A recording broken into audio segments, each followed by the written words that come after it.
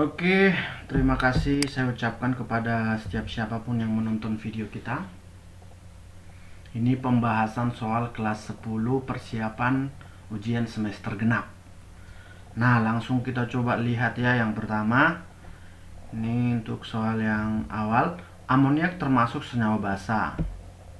Ya, menurut Arrhenius, amoniak mempunyai sifat basa karena ya, ada memiliki atom hidrogen, dalam air melepaskan ion H+, dalam air melepaskan ion OH-, dapat menerima pasangan elektron, dapat memberi proton kepada molekul air. Nah, ternyata menurut Arrhenius, sesuatu itu kalau bersifat basa apabila dia menghasilkan OH- di dalam larutannya. Oke? Berarti jawabannya adalah C. Nomor 2. Oke, nomor 2 kita perhatikan dulu tabelnya. Ya. Ini larutannya ada 5, lakmus merah dan biru berubah pada larutan 1 jadi biru. Lalu untuk lakmus birunya tetap dan seterusnya. Lalu pertanyaannya adalah data yang termasuk larutan basa. Ingat, kalau dia larutan basa berarti larutan yang dapat membirukan lakmus. Membirukan lakmus berarti yang merah jadi biru, yang biru tetap. Maka kita cari yang merah jadi biru, yang birunya tetap. Nah, ini nomor 1 ya. Oke. Lalu biru tetap nomor 3. Ya, berarti jawabannya adalah 1 dan 3. Kalau disebut nanti larutan asam berarti memerahkan lakmus. Yang merah tetap merah, yang biru jadi merah. Oke. Nomor 3. Nah, ini perhatikan tabelnya, datanya ya. Metil merah sama penoftalen. Kalau nanti warnanya merah berarti di bawah 4,2. Kalau kuning di atas 6,3. Untuk penoftalen kalau tak berwarna berarti di bawah 8,3. Kalau dia merah berarti di atas 10. Kita lihat pertanyaannya. Nah, ditetesi indikator metil merah dan berwarna merah. Oh, ini ditetesi indikator merah, dia warnanya kuning ya. Berwarna kuning di detesi metil merah dan berwarna merah dengan fenoftalen. Tengok ya, kuning dia untuk metil merah. Ini metil merah kuning. Kuning itu berarti di atas 6,3 pH-nya. Untuk penoftalen katanya dia berwarna merah. Berarti merah itu di atas 10. Maka kalau di atas 6,3 dan di atas 10 tentunya pasti di atas 10. Artinya pH-nya lebih dari 10. Oke. Berikutnya nomor 4. Untuk konsentrasi yang sama di antara senyawa asam berikut, yang sifat asamnya paling lemah adalah.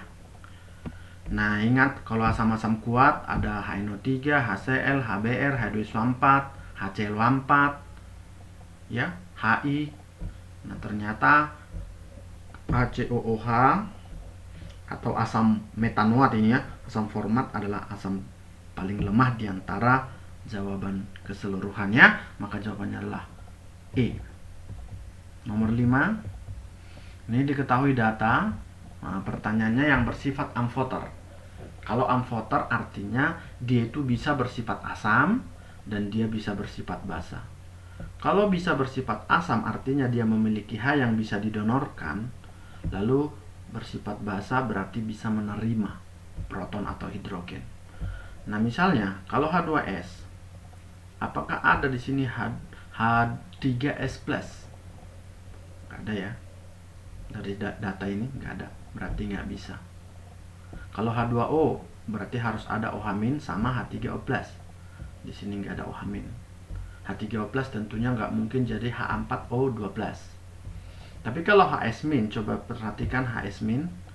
Kalau kita pasangkan dia dengan H2S berarti dia sebagai basa konjugasinya. Lalu kalau HS- kita pasangkan dengan S2- berarti HS- sebagai asam. Untuk reaksi paling bawah HS- sebagai asam, untuk reaksi di atas dia sebagai basa. Berarti dia bisa asam dan basa, itu artinya amfoter ya. Oke, lanjut nomor 6. Nah, ini yang merupakan asam. Jadi begini, kalau antara pasangan asam basa, yang disebut asam adalah yang memiliki H terbanyak. Jadi yang disebut berpasangan itu harus mirip senyawanya. Coba lihat ini. H2CO3 mirip dengan HCO3-. H2O mirip dengan H3O+. Dari pasangan tersebut yang memiliki H terbanyak adalah H2CO3 dibanding HCO3- ya. Lalu H3O+ dibanding H2O. Berarti asamnya adalah H2CO3 dan H3O+, ya. Jawabannya adalah B. Sangat sederhana. Nomor berikutnya, nomor 7. Ini reaksinya. Oke. Perhatikan soalnya. Ini Bapak nggak jawab. Silakan dijawab sendiri ya. Kita lanjut nomor 8. Oke. Larutan HCl 0,01 molar akan mempunyai harga ini pH ini ya. P-nya nggak nampak. Jadi Bapak bagusi harga pH sebesar. Nah, ini kan 0,01 sama dengan 10 minus 2. Nah, karena HCl adalah valensi 1, berarti H plusnya juga 10 minus 2. Maka pH-nya minus logaritma 10 minus 2, hasilnya sama dengan 2. Oke. Walaupun Bapak nggak tulis, tapi anak-anak harus bisa mengikuti ya. Oke, lanjut nomor 9.